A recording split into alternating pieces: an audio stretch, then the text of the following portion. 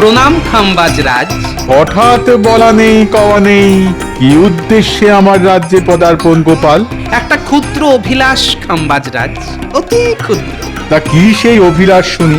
আমার আপনার রাজ্যের একটি বিশেষ গাছ প্রয়োজন। কি গাছ?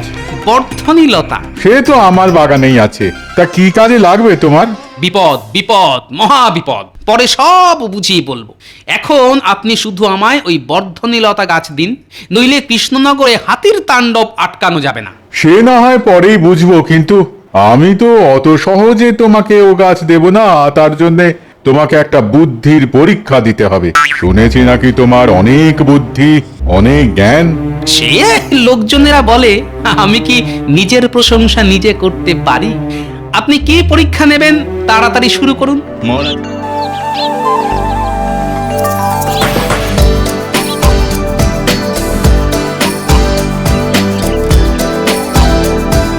কি ভাবছেন জাহাপানা? ভাবছি তো অনেক কিছুই, বুঝলে উজির। আমাদের পৃথিবীতে পশু পাখি আছে, তারা তো বেশ ভালোই আছে, কি বলো? সে কথা তো ঠিকই জাহাপানা। স্থলে জলে আকাশে যেদিকে তাকাবেন সেদিকেই পশু পাখি। ঠিক বলেছো উজির। তাহলে তোমার একটা পরীক্ষা নেওয়া যাক। হ্যাঁ, পরীক্ষা? কিসের পরীক্ষা জাহাপানা? কেন ভয় পাচ্ছ নাকি উজির? কঠিন কিছু পরীক্ষা নয়, আমি তোমাকে কিছু পশুদের সম্পর্কে জিজ্ঞেস করব। কি রাজি তো? হ্যাঁ হ্যাঁ, রাজি রাজি রাজি। আচ্ছা বলো তো দেখি, বনের রাজাকে? কে আবার? সিংহ? আচ্ছা এবার বলো তো দেখি, কোন পশু সব থেকে জোরে দৌড়য়? এটাও সোজা, চিতাবাঘ। সাবাস। আচ্ছা এবার বলো দেখি, সব থেকে বড় জন্তুকে? এ তো সবাই জানে জাহাপানা, হাতি। চমৎকার চমৎকার, সব কটাই সঠিক উত্তর। তবে একটা কথা জানো তো, এই হাতি একবার খেপে গেলে সব তছনছ করে দিতে পারে। আর আমাদের নবাব বাহাদুরও। এটা বেড়ে বলেছে উজিরে।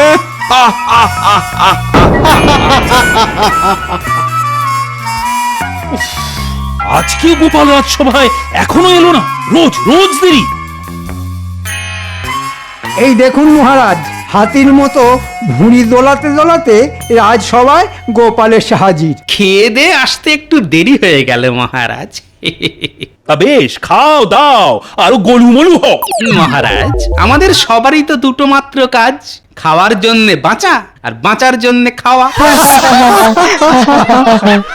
মহারাজ, আজ আমি আমার একটা বৈজ্ঞানিক আবিষ্কারের নমুনা রাজসভার সকলের সামনে পেশ করতে চাই। একটা মজার খেলা আর কি। তা বেশ বেশ, এমনিতেই রাজসভা শুরু হতে হতে বেলা বয়ে গেল, এখন আর অন্য কাজে গিয়ে লাভ নেই। তোমার আবিষ্কারের নমুনাই দেখি বড়। রাজসভা শুরু হতে হতে দিন হয়েছে বেলা। আজ আমাদের বিজ্ঞানী দেখাবে মজার মজার খেলা। তাহলে আর দেরি কেন বিজ্ঞানী, শুরু করে দিন। হ্যাঁ বিজ্ঞানী, দেখি তোমার মজার খেলা। এই দেখুন আপনারা সবাই, আমার হাতে একটা ছোট্ট কমলা লেবু। এটা এবার এই বিকারের মধ্যে রাখলাম। সে তো বুঝলাম, কিন্তু কমলা লেবু না খেয়ে ওই বিকারে রাখা হচ্ছে কেন? মন্ত্রী, ফোড়নটা না কেটে খেলাটা দেখো।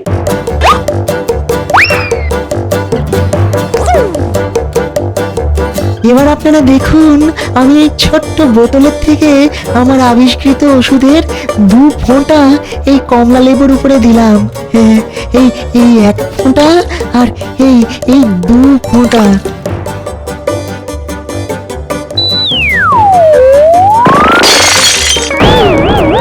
এই যা, বিকারটা ফেটে গেল। বিকারের কথা বাদ দিন, দেখুন কমলা লেবুটা কেমন চট করে বড় হয়ে গেল।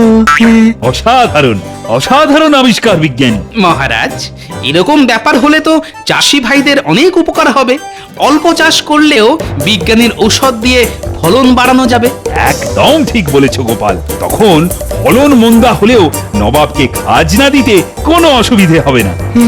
আমার এই আবিষ্কার চাষিদের কথা ভেবেই করেছি মহারাজ। তা বিজ্ঞানী, তোমার ওই ওষুধ কি শুধুমাত্র গাছ ফলমূলের ওপরেই প্রয়োগ করা যাবে, নাকি সোনা গয়না মুদ্রার ওপরেও প্রয়োগ করেও বাড়ানো যাবে?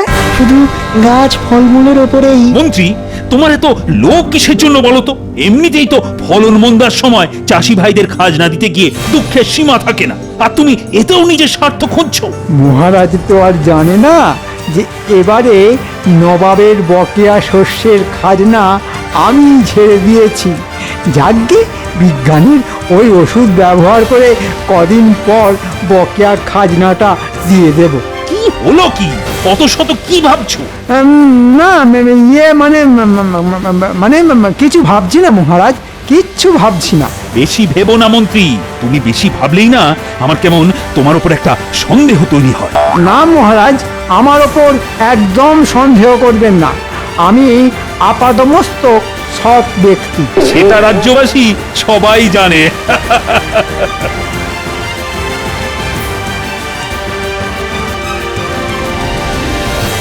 নবাব বাহাদুরের জয় হোক।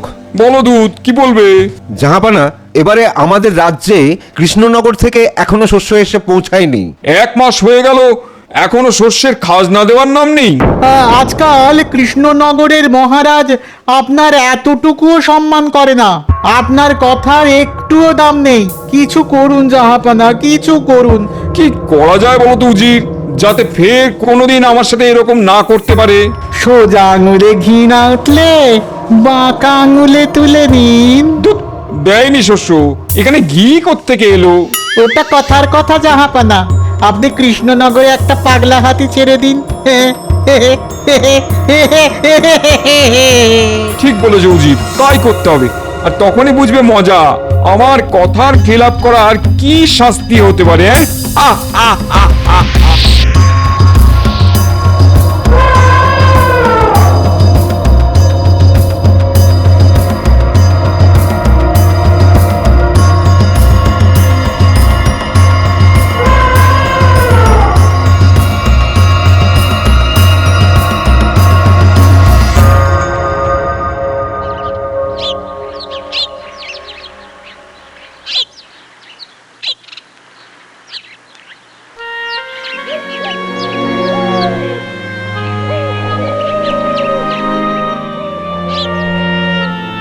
হায় হায়, এ কি সর্বনাশ হলো আমাদের কৃষ্ণনগরের। চাষি ভাইদের এবার কি হবে কে জানে।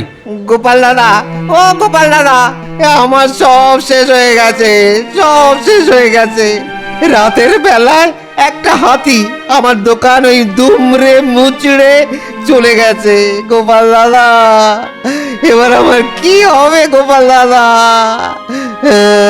আমি দেখছি কি করা যায়। আগে রাজসভায় গিয়ে মহারাজকে পুরো ব্যাপারটা তো বলি। তোমরা একটু সাবধানে থেকো।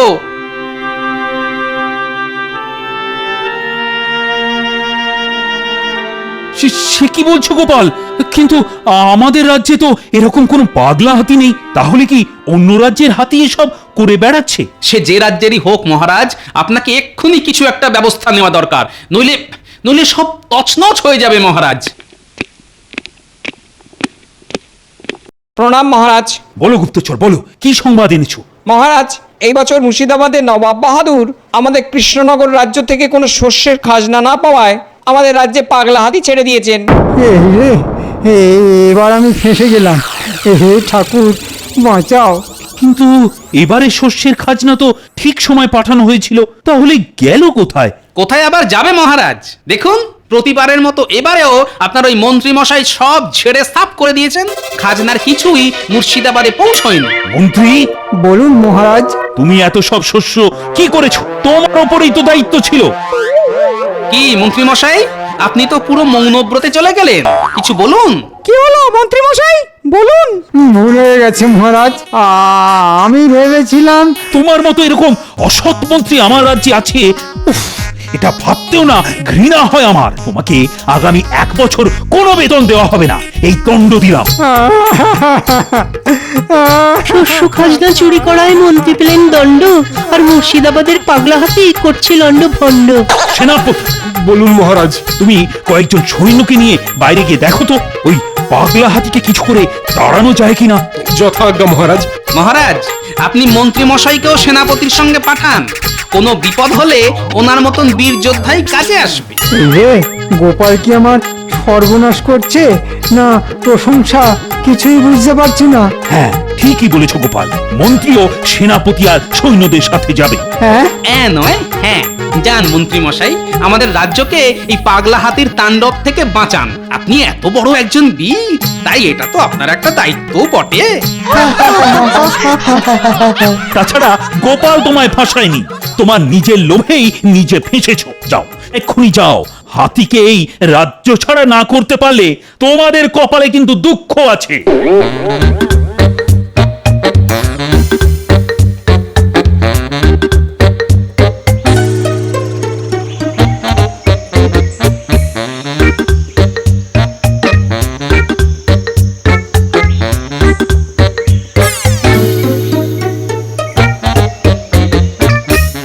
দেখেছেন দেখেছেন জঙ্গলের কি অবস্থা করেছে?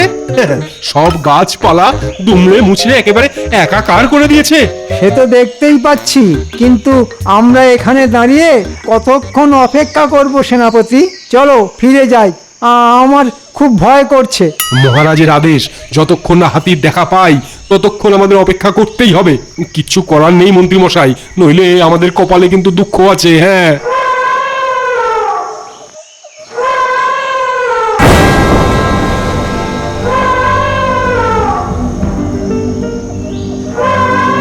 এই যা যা, হুশ হুশ। এই ভালো হাতি, দুষ্টুমি করে না বাবা, দুষ্টুমি করে না। এই যা যা, হুশ হুশ।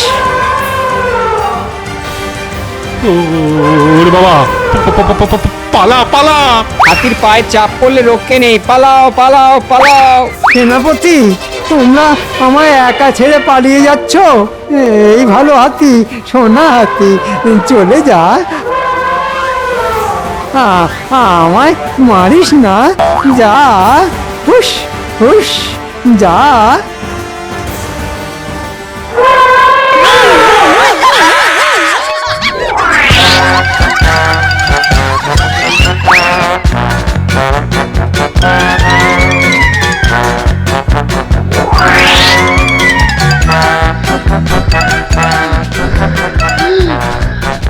কি মন্ত্রী মশাই, আপনার মুকুট কোথায় হারিয়ে এলেন? আর মুকুট, একটু হলে আমার জীবনটাই হারিয়ে যাচ্ছিল। কি বড় দৈত্যকার হাতি! ওরে বাপরে, একবার পায়ের নিচে চাপা পড়লে পুরো চিড়ে চ্যাপ্টা হয়ে যেতাম মহারাজ।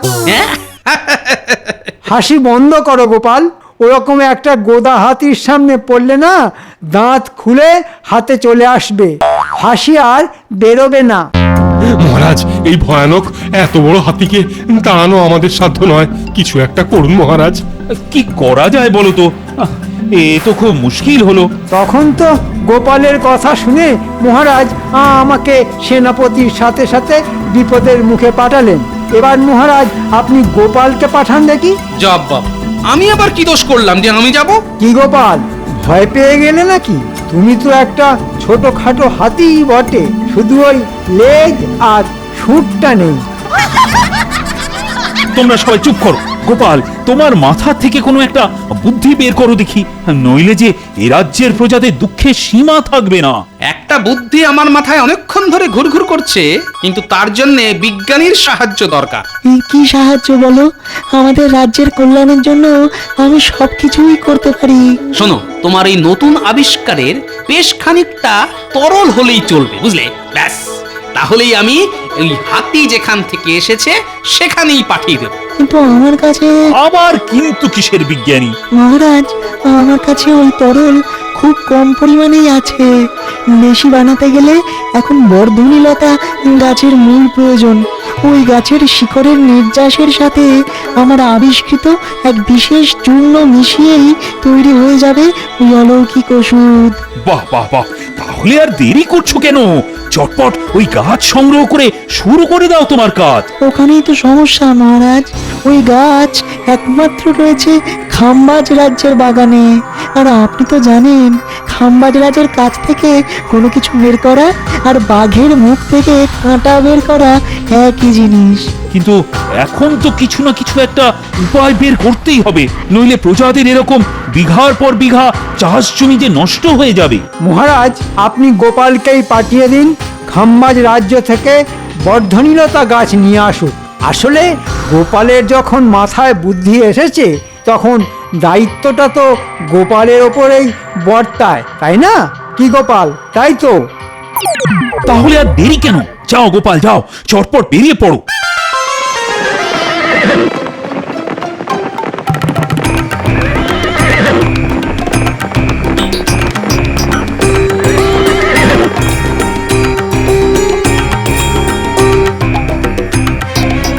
প্রণাম খাম্বাজ রাজ। হঠাৎ বলা নেই কওয়া নেই, কি উদ্দেশ্যে আমার রাজ্যে পদার্পণ গোপাল? একটা ক্ষুদ্র অভিলাষ খাম্বাজ রাজ, অতি ক্ষুদ্র। তা কি সেই অভিলাষ শুনি? আমার আপনার রাজ্যের একটি বিশেষ গাছ প্রয়োজন। কি গাছ? বর্ধনীলতা। সে তো আমার বাগানেই আছে, তা কি কাজে লাগবে তোমার? বিপদ, বিপদ, মহা বিপদ, পরে সব বুঝিয়ে বলবো। এখন আপনি শুধু আমায় ওই বর্ধনীলতা গাছ দিন, নইলে কৃষ্ণনগরে হাতির তাণ্ডব আটকানো যাবে না। সে না হয় পরেই বুঝবো, কিন্তু আমি তো অত সহজে তোমাকে ও গাছ দেব না। তার জন্য তোমাকে একটা বুদ্ধির পরীক্ষা দিতে হবে। শুনেছি নাকি তোমার অনেক বুদ্ধি, অনেক জ্ঞান। সে লোকজনেরা বলে, আমি কি নিজের প্রশংসা নিজে করতে পারি? আপনি কি পরীক্ষা নেবেন? তাড়াতাড়ি শুরু করুন। মহারাজ, দেখছেন গোপাল এমন ভান করছে যেন আত্মবিশ্বাস গুলে খেয়েছে। আচ্ছা গোপাল, আমি তোমাকে 3টে প্রশ্ন করব। তোমাকে সব প্রশ্নের সঠিক উত্তর দিতে হবে, কেমন? তবেই তুমি ওই গাছ পাবে, নইলে না। এই রাজি তো এই শর্তে? হ্যাঁ হ্যাঁ, রাজি রাজি। আমার প্রথম প্রশ্ন হলো, পৃথিবীর সব থেকে বড় সত্যি কি? সব থেকে বড় সত্যি? মানে সত্যি মিথ্যে, মিথ্যে সত্যি, সত্যি। পেয়েছি। পৃথিবীর সব থেকে বড় সত্যি হলো মৃত্যু। কিভাবে? দেখুন, পৃথিবীতে আজ অবধি যে সকল জীবের জন্ম হয়েছে সবাইকেই একদিন না একদিন মরতেই হবে। কেউ অমর নয়, কেউ 1 বছর বাঁচে, কেউ বা 10 বছর, আর কেউ কেউ 100 বছর। কিন্তু তারপর তার জীবন মৃত্যু কেড়ে নিয়ে যাবেই। তাই মৃত্যুই সব থেকে বড় সত্যি। চমৎকার, চমৎকার গোপাল, একদম সঠিক উত্তর। এবার দ্বিতীয় প্রশ্ন তোমার জন্য। হ্যাঁ বলুন। আচ্ছা বলতো, 3 অক্ষরের এমন কোন জিনিস সবার বাড়িতে থাকে? প্রথম অক্ষর বাদ দিলে নর্দমা বোঝায়, মাঝের অক্ষর বাদ দিলে জল রাখার পাত্র বোঝায়। 3 অক্ষরের জিনিস? 3 অত মাথা চুলকিও না গোপাল, ওটাকে যতই চুলকাও চুল আর গজাবে না। পেয়ে গেছি, জানালা। সবার বাড়িতে থাকে, প্রথম অক্ষর যা বাদ দিলে নালা, এর অপর নাম নর্দমা, আর মাঝের অক্ষর না কেটে দিলে জ্বালা, অর্থাৎ জল রাখার পাত্র।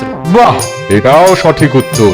বাহ, দুটো উত্তর তো দিয়েই দিল, আর একটা দিতে পারলে এই গোপাল ওই গাছটা পেয়ে যাবে। এই কি বিপদ। আচ্ছা গোপাল, তৃতীয় প্রশ্ন মানে শেষ প্রশ্ন। বলো তো গোপাল, এটার মানে কি? মনে করি, করি করি, হয়েও তো হয় না। এটা আবার কি মানে হবে? যা বাবা, যাকে যাক, কিছু একটা হবে। যাই হোক, গোপাল মনে হয় এটার আর মানে পারবে না। আমি তো বাপের জন্মে এরকম কিছু শুনিনি। মহারাজ, একটু জল খাবো, জল। প্রশ্ন শুনেই একেবারে গলা শুকিয়ে গেল। মানে অনেকক্ষণ ধরে তো বক বক করছি, এতটা পথ এসেছি, তাই খুব জল তেষ্টা পেয়েছে। পাওয়া যাবে? এই, কে আছো? গোপালকে 1 ঘড়া জল দিয়ে যাও।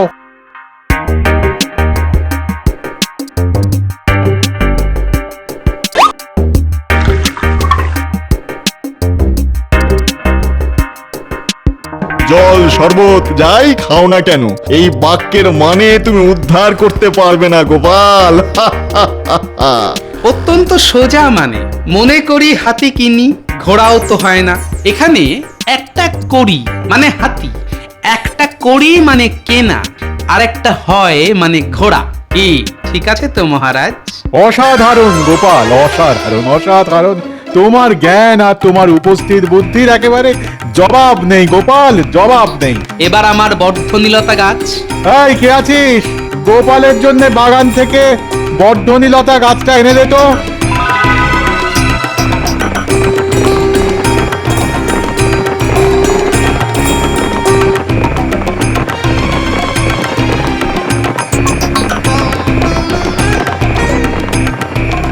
এই যে তোরা সব এখানেই আছিস দেখছি। কেন গো গোপাল দাদু, আমাদের জন্য কি কোনো কাজ আছে?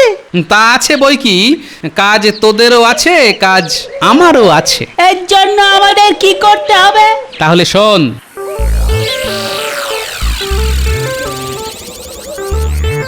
ঠিক আছে দাদু, বুঝে গেছি।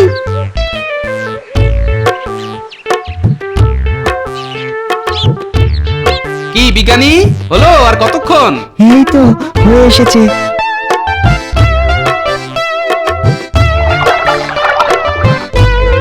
এই না, চলুন মহারাজ, এবার আমার সাথে চলুন।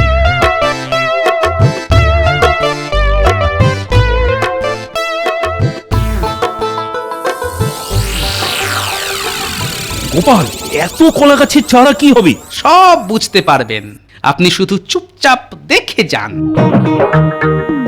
প্রথমে মহারাজ আমরা জঙ্গলের দিকে যাব, তারপর বাকি কাজ। গাড়োয়ান, জঙ্গলের দিকে নিয়ে চলো। যথা আজ্ঞা মহারাজ।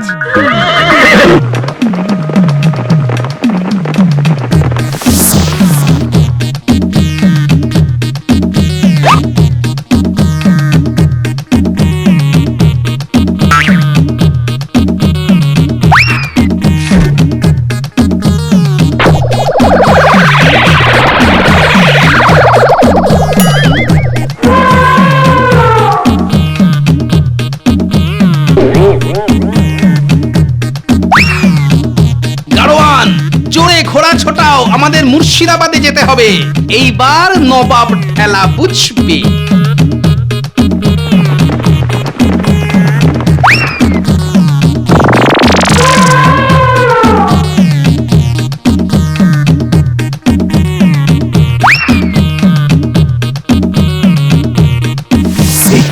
নবাবের রাজ্যে চলে এসেছি।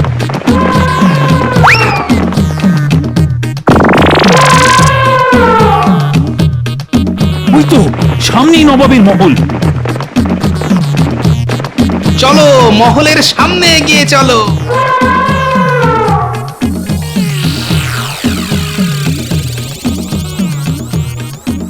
গাড়োয়ান, এবার ওই বাঁদিকে ঝোপের আড়ালে আমাদের গাড়ি নিয়ে চলো, আমরা লুকিয়ে লুকিয়ে দেখবো।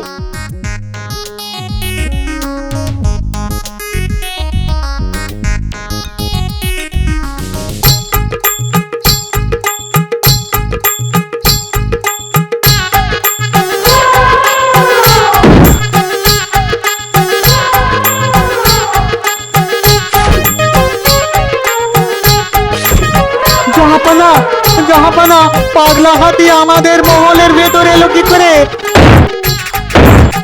এ তো সব তছনছ করে দিচ্ছে। ওরে বাবা, পালা পালা পালা! গোপাল, তোমার জবাব নেই।